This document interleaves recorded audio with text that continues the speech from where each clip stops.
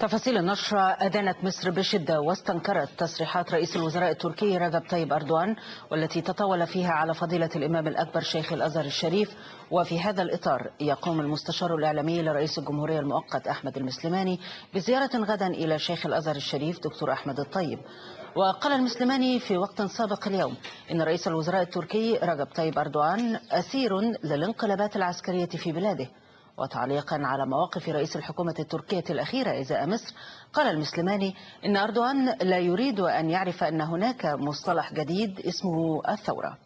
كذلك أعربت وزارة الخارجية عن إدانة مصر القوية واستنكارها الشديد للتصريحات الأخيرة لرئيس وزراء تركيا، والتي تطاول فيها على قامة دينية وإسلامية كبرى ممثلة في فضيلة الإمام الأكبر شيخ الأزهر الشريف، الذي يمثل أكبر وأعرق مؤسسة وجامعة إسلامية في العالم أجمع.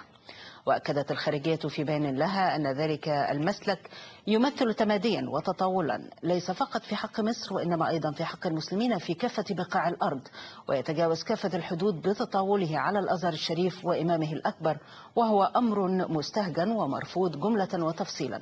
ولعل هذا التطاول والتجاوز يثير الشكوك حول مغزى ودوافع هجوم المسؤولين الأتراك المستمر على مصر وعلى رموزها عقب ثورة 30 من يونيو.